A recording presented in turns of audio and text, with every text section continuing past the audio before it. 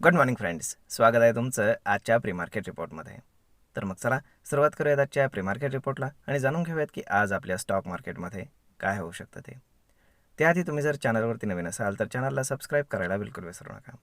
तर मग चला सुरुवात करूयात आजच्या व्हिडिओला. मित्रांनो, काल जर आपण मार्केटमध्ये पाहिलं तर आपल्याला डाऊन साईडनं एक रिकव्हरी पाहायला मिळाली शेवटच्या 1 तासभरामध्ये. परंतु ते पूर्णपणे मॅनिप्युलेशन होतं हे मार्केट बंद झाल्यानंतर समजलं. त्याचं झालं असं की जेव्हा मार्केट सुरू होतं तेव्हा मार्केट डाऊनच ट्रेड करत होतं, परंतु जेव्हा दुपारी एक न्यूज आली, ती न्यूज होती की इराणचे जे डिफेन्स मिनिस्टर आहेत तर त्यांनी असं स्टेटमेंट केलं होतं की जर आम्ही आमचं न्यूक्लिअर प्रोग्राम पूर्णपणे बंद करायला तयार आहोत, पण अमेरिकेनं आम्हाला जर बेटर डील दिली तर, म्हणजेच निगोशिएशन स्टार्ट होत आहेत असं दिसत होतं. परंतु त्यानंतर म्हणजे जेव्हा मार्केट बंद झालं त्यानंतर इराणियन मीडियानं सांगितलं की हा जो व्हिडिओ आहे हा जेव्हा US आणि इराणचे टॉक चालू होते तेव्हाचा आहे, त्याच्यानंतरचा नाही आहे. म्हणजे सध्या कुठलेही निगोशिएशन्स चालू नाहीत हे लक्षात आलं. म्हणजेच काय की पूर्णपणे एक रूमर क्रिएट करण्यात आला होता आणि त्याच्या बेसिसवरती बाईंग झालं होतं. तर होप्सो पाहूयात काय होतं ते. परंतु आपण जर पाहिलं तर तो पूर्णपणे गेन आज वाईप आउट होताना दिसतोय, कारण मार्केट ऑलमोस्ट 150 पॉईंटच्या आसपास गॅप डाऊन ओपन होत आहे. परंतु यामध्ये सुद्धा एक गुड न्यूज आहे, ती म्हणजे अशी की आत्ता जस्ट एक 10-15 मिनटापूर्वीच न्यूज आली आहे की ट्रम्पचं जे प्रशासन आहे तर त्यांनी भारताला 1 महिन्यासाठी तुम्ही रशियन ऑइल खरेदी करू शकता याचं वेवर दिलेलं आहे. कारण साहजिकच आहे की आता स्टेट ऑफ हॉर्मोज बंद आहे, त्यानंतर गल्फ कंट्रीजमधनं ऑइल येत नाही आहे वगैरे वगैरे. मग त्या सगळ्या गोष्टी पाहता रशियाकडनं 1 महिन्यासाठी ऑइल घेण्यासाठी अलाउ करण्यात आलेलं आहे भारताला. त्यामुळे ही सुद्धा एक गुड न्यूज आहे. त्यामुळे रिलायन्स आणि जे काही ऑइल इम्पोर्टिंग कंट्रीज आहेत तर त्यांच्यासाठी ती गोष्ट चांगली आहे. जर आता आपण काल रात्री US मार्केट पाहिलं तर US मार्केट अगेन फॉल झालेलं आहे. Dow Jones already more than 1000 points down आहे, सगळ्यात जास्त तोच पडला आहे. म्हणजेच काय की तिथे 0.5% ते 1-1.5% आसपास त्यांचे तीनही इंडेक्सेस डाऊन आहेत. त्याचं रिप्लिकेशन आपल्याला आपल्या गिफ्ट निफ्टीमध्ये देखील पाहायला मिळते. तर मग आता पाहूयात मार्केट सुरू झाल्यावरती काय होतं ते. परंतु रिलायन्स मे बी मार्केटला सपोर्ट करण्याची खूप हायली पॉसिबिलिटी आहे, कारण रिलायन्ससाठी गुड न्यूज आहे त्यामुळे. त्यानंतर स्टॉक स्पेसिफिक ॲक्शन चालूच राहील. परंतु जर आता आपण इंडेक्स पाहिला तर इंडेक्समध्ये 24,500 हा एक चांगला सपोर्ट म्हणून काम करताना दिसतोय. तर 24,800 आणि 25,000 या ठिकाणी आपल्याला खूप जास्त रेजिस्टन्स पाहायला मिळतो. जर 24,500 ब्रेक झाला तर डाऊन साईडला 24,300-350 याच्या दरम्यान आपल्याला एक चांगला सपोर्ट पाहायला मिळतो. आणि जर तो ब्रेक झाला तर 24,000, की याची पॉसिबिलिटी थोडी कमी आहे. त्याचं कारण असं की युद्ध झालेलं आहे, युद्धामध्ये खूप सारे डॅमेज झालेलं आहे, त्यानंतर ऑइल प्राईस इन्क्रीज झालेले आहेत. या सगळ्या गोष्टी आता मार्केटमध्ये फॅक्टर्ड इन झालेल्या आहेत. म्हणजेच काय की याच्यापेक्षा वेगळं काहीतरी व्हावं लागेल, मोठं काहीतरी व्हावं लागेल, तेव्हा मार्केट ती लेवल ब्रेक करेल असा एकंदर अंदाज आहे.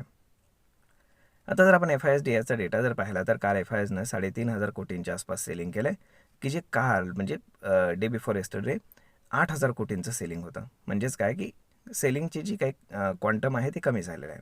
त्यामुळे आपला इंडियन रुपी देखील थोडासा स्ट्रेंथन झालेला होता काल. आणि जो इंडिया विक्स आहे तर तो ऑलमोस्ट 17च्या आसपास आला होता, की जो ऑलरेडी 22च्या आसपास गेला होता. म्हणजे चांगल्यापैकी खाली आलेला आहे. म्हणजेच मार्केटमध्ये व्हॉलेटिलिटी जी आहे तर ती अचानक कमी झाल्यामुळे मार्केटमध्ये रिकव्हरी पाहायला मिळाली. आणि त्यातल्या त्यात ऑप्शनचं मॅनिप्युलेशन असतंच, कारण काल सेन्सेक्सची एक्सपायरी देखील होती. तर जसं FISनं 3,500 कोटींचं सेलिंग केलं आहे, DISनं 5,000 कोटींचं मॅसिव्ह बाईंग देखील केलेलं आहे. त्यामुळे आपण काय म्हणू शकतो की DIS मार्केटला सध्या सपोर्ट करतायत असं एकंदर आपण चित्र म्हणू शकतो. त्यामुळे आता रिटेल कोणाला जॉईन करतायत त्याच्यावरती बऱ्याचशा गोष्टी डिपेंड आहेत.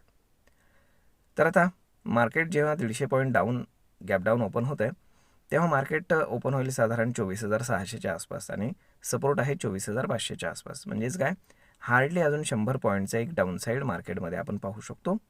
त्यानंतर आपल्याला रिकव्हरी मार्केटमध्ये पाहायला मिळण्याची पॉसिबिलिटी आहे, कारण आपला main problem Iran versus Israel हे युद्ध नाही आहे.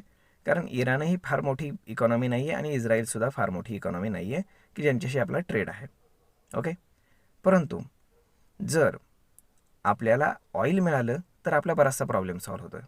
त्यामुळे आता रशियाकडनं 1 महिन्यासाठी वेवर मिळालेला आहे ऑइल घेण्यासाठी. म्हणजेच आपली ट्रेड डीलसुद्धा US सोबतची शाबूत आहे. प्लस जे काही ऑइल प्रॉब्लेम आहे सध्या तोही सॉल्व्ह होताना आपल्याला पाहायला मिळतो. LNG देखील, ऑइल देखील. म्हणजेच काय की इंडियन गव्हर्नमेंटच्या प्रयत्नांना यश आले असं आपण म्हणू शकतो. तर होप सो पाहूयात काय होतं ते. परंतु अशा पद्धतीनं मार्केटमध्ये जर आपण पाहिलं तर आता जी पॅनिक सिच्युएशन होती तर ती हळूहळू कमी होत जाईल. परंतु आज आहे शुक्रवार, त्यामुळे लक्षात घ्या या येत्या शनिवार रविवारमध्ये जर बॅक साईडला जे काही टॉक्स चालू असतील त्याच्यामध्ये जर समजा कुठल्याही प्रकारचं यश आलं आणि युद्ध जर समजा थांबवण्यात आलं किंवा मग युद्धामध्ये जर काही तोडगा काढण्यासाठी प्रयत्न करण्यात आले अशी न्यूज जरी आली तरी सोमवारी एक फार मोठा गॅपअप आपण पाहू शकतो. कारण फार मोठा गॅपडाऊन होण्याची आता पॉसिबिलिटी नाही, कारण युद्ध ऑलरेडी झालेलं आहे. भले ते वाढलं तरी त्यांनी काय आता फरक पडत नाही. लक्षात घ्या. म्हणजेच काय की जर युद्धामध्ये अजून एखादा नवीन देश आला काय झालं तर हार्डली 100-200 पॉईंटचे गॅपडाऊन मार्केटमध्ये होऊ शकतं सोमवारचं सांगतो मी.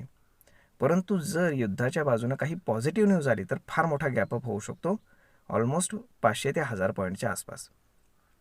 म्हणजेच काय की सध्या मार्केटमध्ये कुठल्याही प्रकारची शॉर्ट पोझिशन बनवण्याचा आणि ती ओव्हरनाईट घेऊन जाण्याचा प्रयत्न बिलकुल करू नका. ओके. मार्केटमध्ये जसं जसं एक सपोर्ट मार्केट तोडत जाईल, स्टॉक जसे चांगल्या लेवलवरती येत जातील तिथे ॲक्युम्युलेटिव्ह बाईंग करणं हीच सगळ्यात चांगली स्ट्रॅटेजी आहे, लक्षात ठेवा. आणि त्यानंतर जसं जसं हळूहळू मार्केट वर येईल त्यामध्ये तुमचे शेअर्स जे आहेत तर ते प्रॉफिटमध्ये येताना तुम्हाला पाहायला मिळतील. तर मग मित्रांनो अशा पद्धतीने राहणार आहे आजचं मार्केट. तर होपसो सगळं काही व्यवस्थित व्हावं हीच आपली अपेक्षा आहे. तर मग भेटूयात पुढच्या एका नवीन व्हिडिओमध्ये. तोपर्यंत तुम्हाला आजचा हा व्हिडिओ, ही माहिती कशी वाटली हे तुम्ही आम्हाला कमेंट करून नक्कीच सांगा. आणि जर आवडली असेल तर आपल्या जवळच्या मित्रमंडळींसोबत देखील हा व्हिडिओ तुम्ही शेअर करायला विसरू नका. धन्यवाद.